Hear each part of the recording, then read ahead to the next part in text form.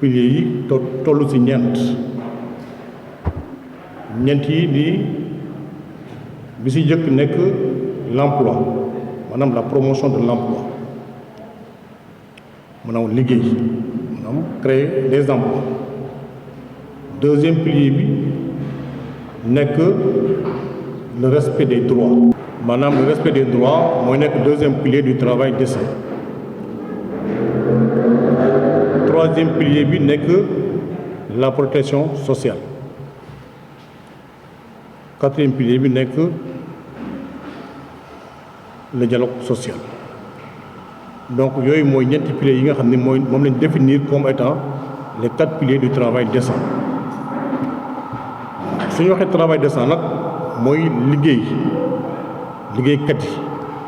yi nga xam ni liggéey ba ñu yore di ko def ak fu ñu mënti nekk ak secteur bu ñu mënti nekk ak emploi bu ñu mënti occupé war na respecter 4 piliers yooyu. Tey nag maanaam journée bi synthèse organisée tey di la journée du travail décent dañ ko jagleel maanaam benn secteur boo xam ne bii ñoom ñoo gën a impacté ci manquement par rapport au travail décent muy les travailleuses et travailleurs de l'économie informelle. Salut chers camarades. Bon, je m'avais vous faire une petite présentation, mais avant d'entamer quand même, permettez-moi de remercier le camarade secrétaire général Mody Guiro, responsable suprême de la synthèse, et l'ensemble de son bureau confédéral à travers M. Ndiouga Wade en tant que secrétaire administratif de la secrétaire général adjoint de la synthèse, représentant le camarade Mody Guiro autour de cette table. Ce n'est pas une première. À chaque fois que nous avons des activités à faire, nous, c'est M. Ndiouga Wade, c'est à M. Ndiouga Wade qu'on nous confie, au camarade Ndiouga Wade qu'on nous confie. Et vraiment, je ne peux pas manquer d'adresser d'exprimer mes vifs sentiments quand même de satisfaction, de remerciement à l'endroit du camarade Ndiouga Wade. Chers camarades, je vais remercier en même temps M. Karim Cissé, le directeur général du travail au niveau du ministère du Travail. Parce que ce n'était pas évident. Ce n'est qu'hier, aux environs de 18 heures, que le camarade Ndiouga Wade a pris l'initiative, a pris l'engagement de l'interpeller pour qu'il nous envoie un inspecteur du travail. Et pour rehausser aussi cette journée, vous vous souvenez tous, l'année dernière, quand on a organisé la journée mondiale du travail décent, vous avez vu la réussite qu'on a eue l'année dernière dans cette cour. Mais aujourd'hui, circonstances obligent parce que nous sommes contraints par l'événement quand même vraiment du Gamon, et beaucoup de personnes ne peuvent pas se déplacer et venir jusqu'ici et retourner chez eux pour se préparer et aller à Tivaouane. Donc je crois qu'en tant que conférence de presse, nous avons préféré maintenant changer la formule, de faire des présentations de communication à l'endroit de nos camarades travailleurs du formel comme des travailleurs de l'économie informelle. Mais vous allez me pardonner parce que je voudrais m'exprimer en wolof. ndaxte bés du tuuti borom rek lay nuru li ma wax sànq defe naa comprendre ngeen ko nu ma si dellu damay wax rek kenn ku nekk fi nga toog ci sa xol ci sa xel na nga ñu ñaanal Mody Guiro ak lieutenant yi mu àndal au niveau du bureau confédéral yàlla yokk seen fan dolli leen wér may leen seen sago bàyyi leen ak seen xel ba fi ñu bëgg a dimbale secteur informel ñu yegg fa yàlla dimbale ñu yegg fa. Journée bi tey nag dañuy wax journée mondiale du travail décent. boo déggee journée mondiale du travail décent nag ñun en tant qu'acteur informel dañu am habitude di wax ne travailleur mooy ki nga xam ne rek mu nga sa bureau ba di liggéey di fayee ko salaire yor bulletin kooku la ñu considéré comme travailleur. alors que ak yelleef ak droit doomu aadama dafa may jigéen bi nga xam ne bu xëyee këram sax di fóot wala bu xëyee gàddu siwam di dem marché di ñëw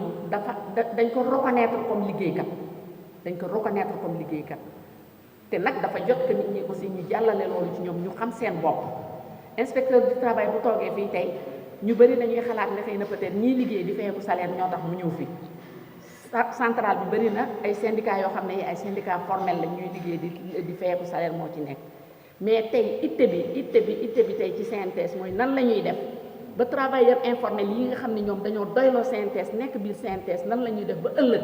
ñu mën a dimbali à travers l'accompagnement de ces inspecteurs du travail ñu mun a dem ci li ñuy wax la formalisation pour ñëpp la du pour kenn rek pour ñëpp la ndax tey formalisation moo ñu mun a dimbali tey jii ba lu ñuy wax tey justice salariale mbindaan bi nga yor sa kër sax salaire nga koy fay mais xamuloo ne salaire nga koy fay da nga naan da ngay lamb sa poste rek yëkkati jox ko boole koog nag àq bu bëri boo xam ne bi xalaatuloo ne yow lii nga koy liggéeyloo ak li nga koy fay dara tolloowu ci xëy na am na beneen liggéey bu moroma ngay def liggéey bu toll noonu boo xam ne bii lañ koy fay moo gën a yenu maanaam moo gën a jaadu kon tey bu ñu waxee justice salariale ñu am inspecteur du travail mu ñëw toog fii ñun dañuy ñaan tey résolution yi ñuy jële fii moom mii monsieur Niamé à travers le camarade Ndiouga Wade mu dimbali ñu mu nekk un accompagnement boo xam ne bi dinañu mën a dimbale ci sunu formalisation dimbali ñu ci fi ñu bëgg a yegg avec le secteur informel nag dañuy defee ne rek ñi nekk ci marché yi di jaay la ñi nekk ci mbedd mi di wër la marchand ambulant bi nga xam ne dafay wër wala mu teg taabalam ci mbedd mi di jaay kooku mooy secteur informel wala mécanicien bi wala leneen mais tey àddina illa dafa wone ne secteur informel bi dafa englobé lu ëpp loolu parce que l'emploi informel defe naa tey ci Sénégal mun naa wax ne moo ëpp sax solo moo ëpp doole ci biir réew mi que tey li ñuy wax naan moom mooy marchand ambulant bi wala keneen ak keneen te ñooñu ñëpp dañu am ay àq ak ay yelleef yoo xam ne mënuñu cee jot dans les entreprises formelles yi nga xam ne fi la ñu nekk di liggéey loolu mu nekk itte boo xam ne bii tey dafa nekk itte CNTS dénk ñu responsabilité boobu pour ñun ñu war a mën a seet nan la ñuy def ba saytu ba ñooñu noonu war a mën a jot seen àq ak seen yelleef kon bu ñu waxee journée mondiale du travail décent muy bés boo xam ne tey ci àddina wërngal këpp tey foo lamb sa ordinateur mbaa nga lamb fa sa téléphone yaa ngi gis àddina wërngal këpp ñu ngi célébrer journée mondiale du travail décent. Secrétaire général, mesdames, messieurs, honorables invités. Madame la secrétaire générale, je voudrais à l'entame de mon propos vous transmettre les mots de félicitations et de salutation du directeur général du travail et de la sécurité sociale d'avoir bien voulu nous inviter à cette importante manifestation. Vous transmettre également ces mots de félicitations pour avoir pensé à rendre vivante cette journée du 7 octobre consacrée à l'action pour le travail décent. Le directeur général vous renouvelle également sa disponibilité à vous accompagner à toutes vos actions ainsi qu'aux autres partenaires sociaux conformément à vos principes du tripartisme et du liberté. qui vous souhaite également plein succès dans nos travaux. Comme vient de l'introduire M. Watt, le thème d'aujourd'hui est consacré à la vie chère et à la justice salariale, mettant ainsi en relation avec le travail décent. Donc avant d'entrer dans le vif du sujet, c'est vrai qu'il vient de revenir tout à l'heure sur les piliers du travail décent, mais il faut qu'on explique davantage pour que les gens puissent comprendre. Donc le travail décent tel que prôné par l'Organisation internationale du travail renvoie aux aspirations des êtres humains au travail, c'est-à-dire un emploi productif sur un lieu de travail qui respecte non seulement l'équité, la sécurité et la dignité humaine. Donc c'est un travail qui assure un revenu équitable, stable, une protection sociale aux travailleurs et à leurs familles. Donc si on essaie un peu de faire une comparaison imagée du travail décent, on peut le comparer à une chaise qui a quatre pieds. Donc on peut dire que l'un des deux pieds, c'est la création d'emploi, l'autre pied, c'est à la protection sociale, le troisième pied, c'est le dialogue social, et le quatrième pilier,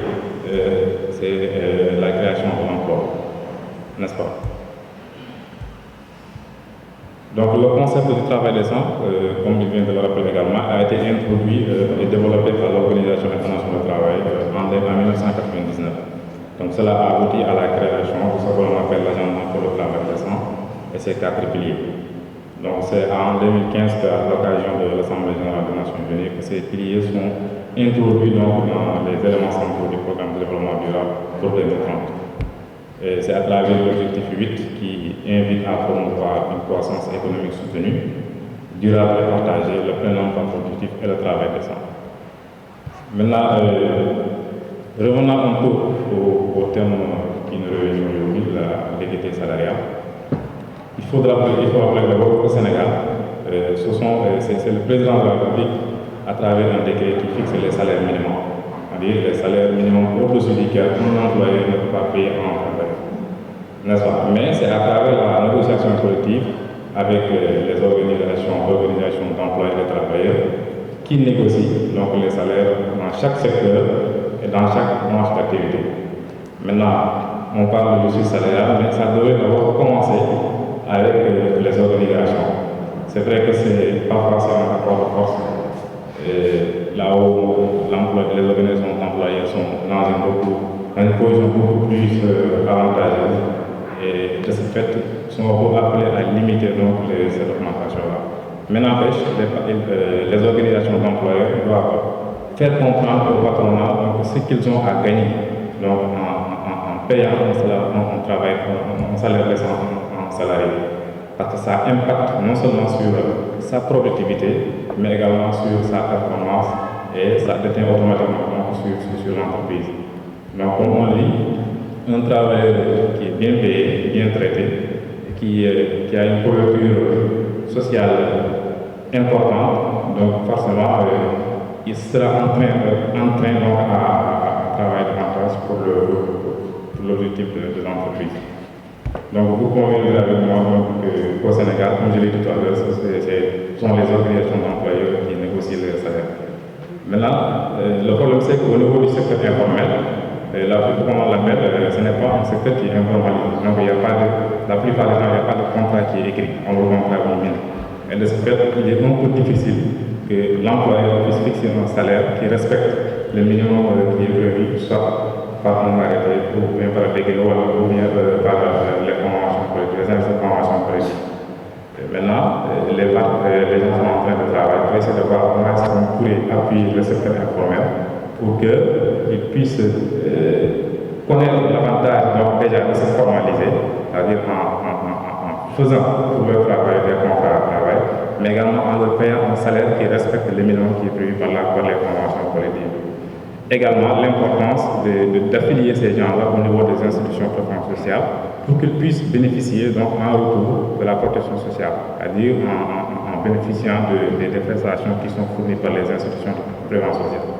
D'abord la caisse de sécurité sociale, l'IPRES, mais également au niveau des institutions de prévention maladie. Donc ce sont les avantages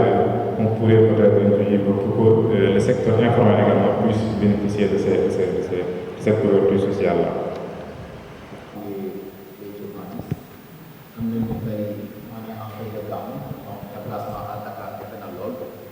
Malgré tout, vous avez tenu à être là, donc soyez-en très remerciés. Nous remercions également la direction du travail avec M. Ndiaye qui vient de nous gratifier quand même, M. Niang, merci, qui vient de nous gratifier quand même d'un exposé riche en informations, mais également en enseignement. Maman Annie également, nous la remercions. Je pense qu'on s'attendait à un texte liminaire, mais ce qu'elle nous a produit, Machallah, dépasse le lot. Et je sais que les amis de la presse ont une très bonne matière pour me rédiger. En tout cas, elle a fait un diagnostic très approfondi de la situation de l'économie informelle au niveau national. Elle n'a pas manqué également de formuler des recommandations pour que nous ayons nous gën en charge. Comme nous avons rappelé cette journée, chaque 7 octobre, au niveau international, nous célébrer ce qu'on appelle la journée internationale du travail décent. Et cette année-ci, journée nous célébrer autour du thème la justice salariale. Mais aujourd'hui, on ne peut pas parler de justice salariale sans pour autant penser à ceux qui travaillent et qui n'ont pas de salaire. J'espère que l'OLU Waral, la synthèse, convoqué son département de l'économie informelle à travers son camarade Annie Diouf pour que mu wax ci turu liggéeykat yi nga xamanteni léeg-léeg duñu am lool ku leen di waxal seen i biir muy travailleurs de l'économie informelle parce que SG Ndiouga rappelé na les piliers du travail décent les 4 mais bi ci ëpp solo pour liggéeykat yi nga xamanteni ñi ngi ci économie informelle mooy protection sociale. Ça veut dire quoi? Ñoom aujourd'hui bu ñu feebaree ñoom ñooy faj seen bopp, bu seeni ay doom feebaree ñoom ñoo leen di faj. Alors que seen revenu demeewul noonu. Ils sont placés dans la catégorie des travailleurs à faible revenu. Donc par solidarité syndicale, aujourd'hui mënuñu célébrer le travail décent et pour se conformer également à la thématique, au thème de cette année, mënuñu wax le travail décent te waxuñu ces travailleurs de l'économie informelle bi nga xamante ni dañu ñàkk protection sociale bi nga xamante ni léegi seen cadre fu mu war a jógee du fa yegg lool mais surtout bi nga xamante ni aujourd'hui ñun ñëpp xam nañ ni nous vivons une crise mondiale. maa ngi nuyu ñi teew fii ñëpp di tàmbali nuyoo bi ci suñ camarade secrétaire général Mody Guiro di nuyu aussi le camarade EGA Ndiouga Wade di nuyu Ta Ani responsable du département de l'informel de la CNTS di nuyu aussi inspecteur di ko gërëm vraiment ci taxawaay bi di nuyu aussi toute l'équipe bi nga xam ne ni ñu ngi liggéey sur la question de l'économie informelle di sant aussi di gërëm suñu partenaire CNTS de tous les temps muy MSI BIS mi nga xam ne mooy accompagner CNTS concernant les acteurs de l'économie informelle di jël kàddu gi ci turu MSI BIS comme coordonnateur Mamadou Mbodj moom mooy dafa absenté tey ndax gàmmu gi moo tax mënul teew fii donc loolu moo tax may jël kàddu gi di leen wax ne comme ni koy ñëpp waxee rek partenariat bi nekk na loo xam ne nii lu yàgg la boo leen xoolee ñi ngi liggéey ak les femmes transformatrices des produits agroalimentaires di leen accompagner parce que boo xoolee ñi ngi ci toute l'étendue du territoire national. Déjà jot nañu intervenir au niveau de Kaolack en équipement pour mën leen a yombalal seen liggéey parce que li ñu leen di pousser mais mooy vers l'autonomisation comme ni ñu ko ñëpp waxee rek travail décent ñu am liggéey boo xam ne dafa ñoŋ ce qui fait que dinañ mën a ci processus bi ñu leen di pousse pour ñu dem vers la formalisation ngir mu gën a mën a yomb donc intervenir nañu à Kaolack donc bientôt dinañ dem Matam ci biir mois bi peut-être dinañ dem Fatick noonu lañ koy toppee ba région yi 14 régions yëpp mat donc di wax ne aussi defoon nañ fii li nga xam ne ni moom mooy campagne de sensibilisation sur la formalisation du secteur de l'économie informelle lancé nañ campagne bi actuellement ñi ngi en pleine campagne dem nañu fi nga xam ne ni moom mooy région de Fatick ci biir mois bi dinañ dem fi nga xam ne ni mooy la région de Diourbel donc suñ demee dans chaque localité dañuy dem ci département yi dem envers les acteurs du secteur def lu ñuy wax ay caravanes sur ce jot nañu def benn vidéo boo xam ne sensibiliser nañ ci sur les avantages yi nga xam ne ni moom lay liggéeykat bi nekk ci informel di am bés bu demee ci formalisation donc loolu aussi traduire nañ ko ci ay guides yoo xam ne ni processus étape yépp pour que ñu mën a aboutir à la formalisation def nañ ko ci donc di wax ne liggéey yi nga xam ne yépp ñu ngi koy def aussi mën nañ ne c'est le département de l'informel moo koy porter parce que ñun ñëpp xam nañ ne département de l'informel mooy porter la politique informelle de la CNTS parce que partenaire aussi bu nekkee di gunge daf fiy nekk ab diir rek te bés bu fi jógee aussi département bi moom mooy continuer di fi nekkal acteurs yi. je pense que peut-être gàmmu gi moo xaw a peut-être néewal présence bi mais ñu waroon ñëw suñu fi ñëw duñu xaj fii si salle bi donc le secteur informel boobu nga xam ne tey jii le département de l'informel du bureau confédéral pour jox gëdd secteur boobu ak pour jox leen seen place ci biir confédération bi CNTS dafa créer département chargé de l'économie informelle dénk ko kenn ci yéen muy suñu camarade Ani Diouf secrétaire général Ani moomu tey la ñu jox aussi mu coordonner l'activité de la journée d'aujourd'hui, la journée du travail décent. Au départ sax dañu waxoon rek dañuy def conférence de presse pour marquer la journée mais nag on a par la suite après réflexion décidé que nañu jéem a enrichir la journée si la ñu sollicité le ministère du travail la direction du travail pour ñu defal ñu communication maanaam sur l'équité salariale thème boobu suñu ami suñu xarit di inspecteur Nia moom moo koy introduire su monsieur Niang pare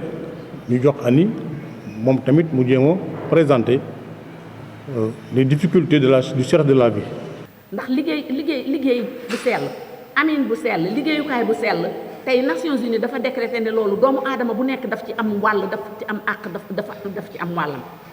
ñun nag ci biir kër gi ñu nekk yàlla dimbale ñu am partenaire boo xam ne bii dafa nekk Belgique am yeneeni partenaire nag yoo xam ne aussi ñu ngi nekk ci yeneeni réew damay jël MSI BIS MSI bii ngeen gis logo bi ci tableau bi c'est un partenaire stratégique bu nga xam ne bii depuis 2005 mu ngi ànd ak CNTS dans le cadre de l'organisation de la structuration de la formalisation des travailleurs de l'économie informelle 2005 ba 2022 ça fait 17 ans 17 ans ci biir loolu am na résultat yu bëri yoo xam ne tey am nañ ko ci biir CNTS ba tax tey ji CNTS fu mu taxaw fu ñuy lijjanti problème mu secteur informel dans le monde CNTS la ñuy jël en référence CNTS la ñuy ñëwee wut si fi expérience bi CNTS la ñuy ñëw wut si fi xam-xam bi ak xarañ bi ci nan la ñuy organiser le secteur informel kon partenaire bu mel noonu bu ñu ko amee li ñu war mooy remercier ko 1000 fois mais aussi war a xalaat que ne moom tamit li mu ñuy defal nan la ñuy utiliser retombées yi nga xam ne moom mooy am moo tax tey ñu jël ci thème journée mondiale du travail décent ñu jël thème bi ne cherté de la vie l'impact de la crise économique sur les travailleurs à faible revenu tey ku nekk xam na ne pandémie Covid-19 bi bu ñu koy jooy pendant 2 ans pareegul problème Ukraine bi ñëw Russie ñëw tegu ci kaw loolu mu nekk benn impact considérable sur la fourniture des biens loolu nekk loo xam ne lii tey jii xëy na peut-être ki nga xam ne sax bu weer dee yaakaar ne ñaari dërëm mun na am sax fu mu xaw a metti mun na metti waaye du metti à 100% ci moom mais ki nga xam ne tey yaakaarul lu dul bu xëyee gàddu saakam dem Sandaga wala bu xëyee gàddu saakam dem ca marché bi wala bu xëyee gàddu saakam teg taabalam di yaakaar dépense tey loolu kooku bu fekkente ne ndëgam ciy feeku salaire la loolu mun a impacter à plus forte raison ki nga xam ne kii yaakaarul dara lu dul toog ci naaj wi wala mu dox ci naaj wi wala mu sonn ci biir naaj wi pour mun a am lu mu yore boppam loolu moo tax ñu jël thème boobu joxe ko lu ko waral mooy parce que ñun dañu seetlu tey ne législation du travail équitable absence législation équitable du travail dafa atteindre tey niveau boo xam ne bi sans précédent comme on le dit l'absence de garantie des législations du travail équitable ont atteint aujourd'hui des niveaux sans précédent. Les travailleurs de l'économie informelle font face à une inflation galopante résultant de la recherche de produits par les puissantes entreprises qui contrôlent les richesses,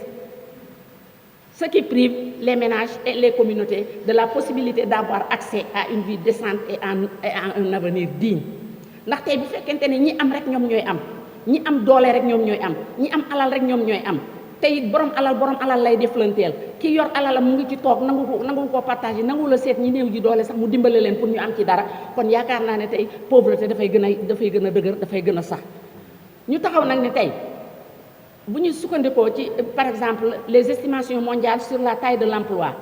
ñu jël estimation OIT en 2018 dañu wone ne 61% de tous les travailleurs du monde sont employés de manière informelle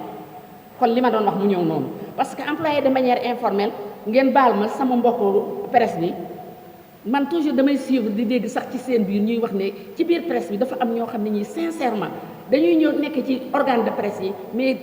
nañu fa war a tooge sax toogewuñu fa ndëgam ñooñu nag ñooy jooy te xëy bu ñu xëyee toog ci bureau climatisé à plus forte raison ñi nga xam ne ci naaj bi la ñuy añee ci naaj bi la ñuy reere ci naaj bi la ñuy ndékkee ñu ne kon le mouvement syndical international s'est uni pour défendre la justice salariale pour tous les travailleurs et les travailleuses tant dans l'économie formelle qu'informelle où qu'ils vivent et quelle que soit leur activité kon tey syndicat yi ñoom dañu béy seen wàll syndicat nag bu ñu koy wax man damay jël rek sama bopp jël sama kër ndax dama xam li sama kër liggéey ci secteur informel ci Sénégal CNTS li mu def ci secteur informel bi nga xamee ne syndicat yëpp daje nañ aussi jël décision boobu pour défendre la justice salariale gis nañu ne CNTS desu ci ginnaaw ndax képp koo xam ne kii rek war na la jox sa cër wala mu jox la responsabilité bi nga xam ne mooy tax nga mën a gunge nit ñi ba ñu xam seen àq ak seen yelleef CNTS def na ko bis nag ñëw renforcer loolu ñu am fi aussi yeneen partenaires yoo xam ne yi du ma leen tudd ndax tey bés bi bis MSI moo ko moom ndax tey li ñuy def ni tey ji ñoom ñoo ñu accompagner dans ce sens ñoo ñu ci accompagner woon daaw ren ñoo ñu ci accompagner kon loolu du ma tudd yeneen partenaire mais sama camarade bi ma dendal xam na li may wax parce que synthèse li mu mën yëpp bu ko mënee c'est grâce à aussi des partenaires yoo xam ne dañu ñëw rek jàpp ci te yàlla rek tax léegi donc ñu ne ainsi les droits fondamentaux des travailleurs doivent être respectés. La discrimination doit être remplacée par l'égalité. La protection sociale doit être étendue à tous les travailleurs de l'économie mondiale de manière inclusive. ñun yaakaar nañ ne loolu dafa nekk loo xam ne lii droit yi nga xam ne moom mooy régir liggéeykat vraiment dañ ko waral yaatal kenn ku nekk jël ci wàllam kenn ku nekk jël ci àqam. ñu ne kon tey ñun gëm nañ ne c'est sur ces fondements que la paix peut être bâtie et que les défis pressants d'aujourd'hui et de demain peuvent être relevés ou surmontés ndax tant que joxuñu liggéeykatu informel àqam ak yelleefam ñun dañuy wax rek wax nii rek ànd ak état ànd ak keneen ñuy wax ren ba déwén mais yaakaar naa ne jàmm ji nga xam ne moo war a nekk mooy war nañu accompagner ces travailleurs de l'économie informelle ces travailleurs à faible revenu ñu dimbale leen ba ñu jox leen seen considération bi nga xam ne moom moo war ci ñoom loolu léegi ñu ne lan moo waral loolu ñu ne parce que dafa am ay politique yoo xam ne yi tey yi gouvernement yi à travers l'Afrique ñu ngi koy def politique yoo xam ne boo ko xoolee ba mu yàgg da ngay comprendre que ne maanaam la bonne volonté de gérer ce secteur informel dafa xaw a manqué dafa am fu mu dese te fi mu dese nag ñun xam nañ ko ñun en tant qu'acteur de l'économie informelle ñun xam nañ ko en tant qu'acteur de l'économie informelle de la CNTS mais tey wolof Njaay dafa naan lu kenn mën fukk ko dàq kon tey ñun dañuy woote benn union bu nga xam ne bi union des cœurs boo xam ne bii tey war na mën a tax tey ji ensemble acteurs économie informels yi mun a jooy seen problème yi ñu nekkee nii tey jii ndax jamono ngi ñëw borom salaire yi teel nañ ko gàttandu jamono ngi ñëw boo xam ne bii ku nekk xam na ne du mës a sedd fenn kon ku xëy suba amoo foo teg sa taabal jaay ku xëy suba amoo foo teg sa taabal jaay amuloo foo war a mun a dem ba jële fa dara mais yow bu impact bi demee crise bii ñu séentu ni te dara du ko tax a dellu ginnaaw yow kooku fan la jëm ak fan la ñu jëm ak moom kon dafa jot loolu moo tax ñu woote ñu jël thème bi dafa jot que les acteurs de l'économie informelle te ñu booloo nekk benn yaa ngi dégg wut wéeruwaay boo xam ne bi wéeruwaay bu lu ñu mun a jàllale parce que mënoo obligé ñëpp ne leen fi ma nekk foofu ngay nekk mais am nga sañ-sañu boo amee xalaat bu rafet nga partagé ko ak ñëpp ndax bu ëllëgee nit ñi xam ñun fan la ñu jëm tey nous subissons aujourd'hui je prends tout juste l'exemple de Dakar des déguerpissements malheureux sur les marchands ambulants c'est des jeunes yoo xam ne amuñu fu ñu jëm amuñu fu ñu teg seen tànk amuñu lu ñu def tey da nga leen di fekk fa ñu toogoon nga jëlee leen fa te doo leen ne kaay leen ngeen toog fi ngeen foraatu wala ngeen def leneen loolu yëpp lan moo ko waral moi je dis que c'est une mauvaise gestion de l'espace urbain c'est une mauvaise gestion des politiques de l'aménagement urbain kon loolu dafa nekk loo xam ne lii tey jii waroon nañu tey dans ce pays-là dans cette capitale mettre en place une politique d'aménagement urbain boo xam ne bii dafay nekk une politique inclusive boo xam ne bii dina mën a jël nit ñi ñëpp en charge dina mën a jël seeni considération ndax nit ki loo ko bëgg a defal te boole woo ko ci boo defee ba pare bu ko arrangé wul aussi ñol rek la fi indi te du demee neneen léegi ñun loolu moo tax EG man foofu lay arrêté sama communication bi ëpp na loolu mais li ma bëggoon rek mooy que tey jii journée mondiale bi suñu kàddu yegg foo xam ne fii parce que dinañ ko fa yóbbu suñu kàddu yegg foo xam ne fii sincèrement àddina dinañ ñu dégg àddina dinañu xam ne ñun tamit am nañu ay soxla mais ñun tamit ñu góorgóorlu ci suñu bopp jéem a xool ñu ni tamit lan moo ñu war nan la ñu war a mun a def ba mener des plaidoyers forts yoo xam ne yi tey jii état bu ñu amee kilifa yu mel ni Mody Guiro kilifa yu mel ni Ndiouga Wade kilifa yu mel ni keneen ñu mun ñoo gunge ci loolu war ñoo accompagner dans ce sens que tey jii ñu jéem a jël les devants pour protéger ñun tamit suñu survie en tant qu'acteur de l'économie informelle. Maintenant, le rôle il faut nécessairement faire des recommandations. Et la première recommandation qu'on pourrait faire, c'est nécessairement qu'il y ait des organisations d'employés de travail fortes qui puissent défendre donc les intérêts des travailleurs pour que, une fois sur la table de négociation, pour qu'on puisse prévoir donc les salaires beaucoup plus décents pour que l'employé n'ait pas à payer un salaire qui ne puisse pas assurer le travail et l'utilité. L'autre recommandation, c'est de la part, c'est que l'État également doit mettre en œuvre des mesures d'accompagnement afin de rendre la vie moins chère. Même si des actes sont en train d'être posés, beaucoup vous êtes au courant que le président de la République a reçu la dernière fois les partenaires sociaux pour essayer un peu de se concerter pour lutter contre la vie chère. Et le président a affirmé sa volonté de renforcer le pouvoir d'achat des ménages dans un contexte où on assistera à une flambée des prix de denrées de première nécessité. Mais également une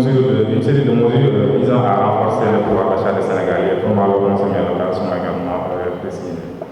De ce fait, il a instruit donc à son gouvernement de mettre en œuvre ces actions-là au plus tard la fin du mois d'octobre. Donc nous sommes déjà et on espère que le gouvernement est en train de travailler là-dessus. L'autre proposition, c'est de réexaminer les politiques en matière de salaire, entreprendre des formes cruciales dans ce domaine. C'est-à-dire inviter tous les partenaires, c'est-à-dire aussi bien ceux qui sont dans le secteur informel que le secteur formel. C'est-à-dire que l'Organisation internationale du travail ne fait pas une distinction entre secteur informel et secteur formel. La seule différence c'est que là, les relations de travail sont formalisées, il y a un écrit qui établit donc la relation de travail, et dans l'autre, il y a un écrit qui est fait. C'est pour cela que les gens ont du mal à bénéficier de cette protection sociale. L'autre recommandation que nous avons à faire, c'est l'ajustement régulier des salaires minimums en consultation avec les partenaires sociaux. Par exemple, dans certains pays, on a ce que l'on appelle les négociations obligatoires et régulières. Donc, chaque année ou bien chaque 5 ans, les partenaires sociaux s'assoient autour d'une table pour essayer de négocier donc, les conditions de travail, y compris donc, les salaires minimums. Mais également, l'autre point qui est important, c'est de renforcer les pouvoirs juridiques de l'inspecteur du travail. Parce que c'est l'inspection du travail qui veille à l'application de la réglementation sociale au niveau des entreprises pour voir est-ce que les gens payent suffisamment les salaires qui sont prévus, est-ce que les gens bénéficient d'une protection sociale, est-ce que. Donc, ce sont les inspecteurs du travail qui sont sur le terrain pour essayer de voir est-ce que la loi est respectée. Et dans ce cas, il faut renforcer le monde juridique pour qu'ils puissent, en cas de faute commise, pour qu'ils puissent rétablir la note. Donc, toutes ces actions combinées, maintenant, on pourra, en tout cas, faire un pas au niveau pour avoir un avancement dans ce sens-là. Donc, pour terminer, reprendre un peu le directeur général de l'OIT récemment installé, il dit que nous devons veiller à ce que la justice sociale reste au cœur des préoccupations et contribue ainsi à la lutte contre les inégalités. Donc, aussi bien pour le secteur formel que le secteur informel. Je vous remercie de votre attention. La hausse des prix de l'énergie, la hausse des denrées de première nécessité, mais vous faites que les travailleurs de l'économie formelle, peut-être employeurs, en commençant par l'État, mais il y a des mesures à leur endroit à travers des hausses de salaire et tout. Nous, amuñu ku leen ko defal donc day baax ñoom bis bii nii ñu taxaw marqué pause bàyyi leen xel mais je tiens également à rappeler que la CNTS xaarul bis bii pour mën a xalaat ces travailleurs de l'économie informelle. C'est le moment de remercier le partenaire, le mouvement pour la solidarité internationale bi nga xamante ni maman Annie rappelé na ko depuis 2005 mi ngi accompagner la CNTS sur beaucoup de projets mais surtout sur la structuration de l'économie informelle. yaakaar naa loolu mooy méritu partenariat bi CNTS am ak mouvement pour la solidarité internationale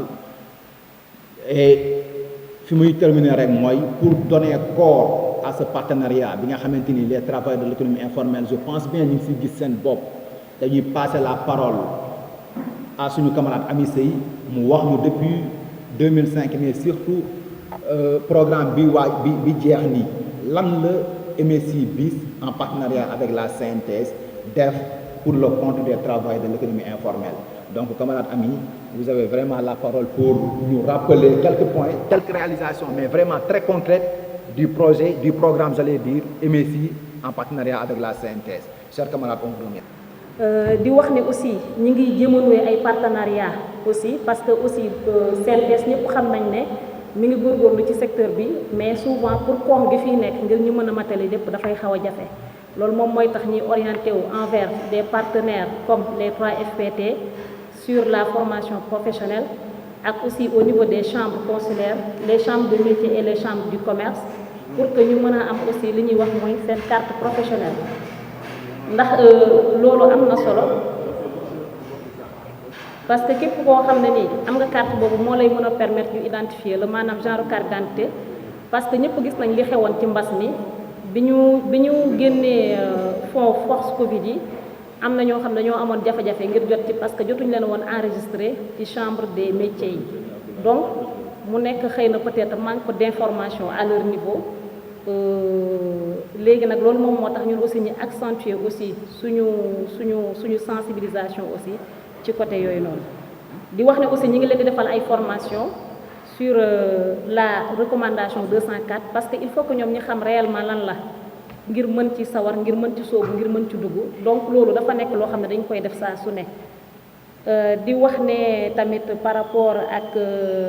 la révision du code du travail et la révision du code de sécurité sociale CNTS dafa am ñu mu fa mandaté donc ci révision code yooyu ñaari code yooyu noonu ñoom dañuy yëbbaale question yi nga xam ne moo touché le secteur de l'économie informelle donc di leen wax solos liggéey bi ak dayo bi nga xam ne ne CNTS jox na ko liggéeykat yi nga xam ne ni daanaka boo xoolee ñoom ñoo ëpp ay jafe-jafe muy liggéeykat yi nga xam ne ñoo nekk ci secteur de l'économie informelle donc li duuf ci nag bi yëpp xajul ci cin li donc ma gàttal ko yemal ko foofu en gros loolu bokk na ci ay actions yi nga xam ne nii